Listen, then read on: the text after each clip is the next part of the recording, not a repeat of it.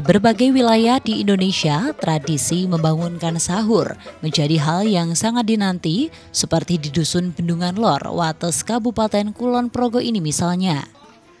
Setiap dini hari pada bulan Ramadan, para pemudanya akan berkeliling desa untuk membangunkan warga dusun untuk melakukan santap sahur. Alih-alih menggunakan sound system keras nan bising, tradisi membangunkan sahur di tempat ini justru memanfaatkan beberapa kentongan dengan berbeda ukuran yang menghasilkan irama tertentu ketika dibunyikan. Tradisi ini pun telah berlangsung selama bertahun-tahun dan menjadi andalan warga agar bisa bangun ketika waktu sahur tiba.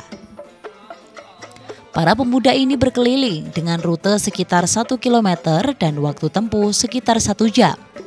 Sambil berjalan kaki, kentongan beragam ukuran ini dipukul dengan irama tertentu sehingga menghasilkan suara perkusi mengiringi suara pemuda lain yang bersolawat dan bernyanyi berbahasa Jawa, berisi ajakan untuk segera melaksanakan sahur.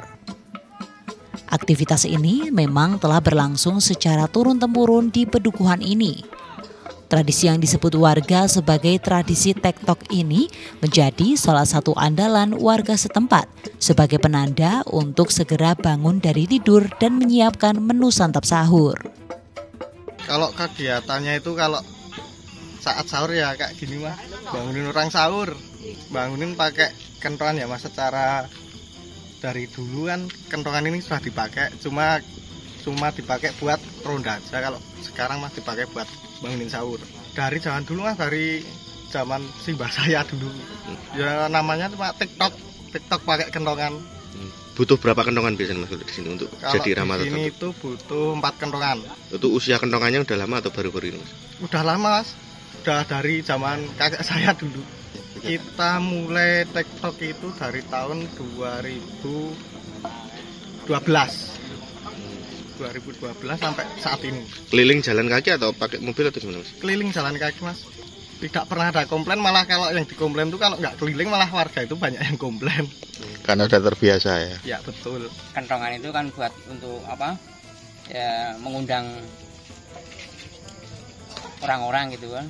Yang pertama itu untuk ngundang tetenger untuk orang-orang meninggal itu, biar orang-orang ini pada datang ngumpul untuk ya ngurmat jenazah itu. Terus yang kedua yaitu kalau kentongan itu untuk, kalau dulunya itu untuk apa, bila mana ada kebakaran terus ada orang maling, itu kan denger, dan untuk mengumpulkan bahwa itu ada bahaya gitu, kebanjiran seperti itu.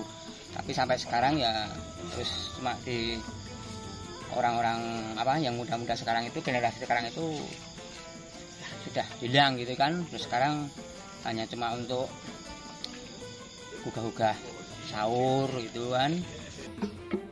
Kentongan dipilih sebagai media atau sarana lantaran tak begitu mengganggu namun tetap bisa didengar dari jarak tertentu. Hal ini juga berkaitan dengan fungsi kentongan pada zaman dahulu yang dimanfaatkan sebagai pemberi sinyal atau kode untuk memanggil warga pada saat ronda, acara, ataupun peristiwa tertentu. Tradisi tektok ini selalu dinantikan warga dan tak mendapatkan protes. Warga justru protes apabila tektok tak dilakukan sehingga warga tak bisa bangun sahur. Tradisi ini pun bakal terus dilestarikan warga setempat lantaran menjadi salah satu warisan budaya. Terlebih, kentongan yang digunakan hingga saat ini juga telah berusia puluhan tahun sehingga memiliki nilai historis tersendiri bagi warga. Dari Kulon Progo, Daerah Istimewa Yogyakarta, Tim Liputan, Adit TV.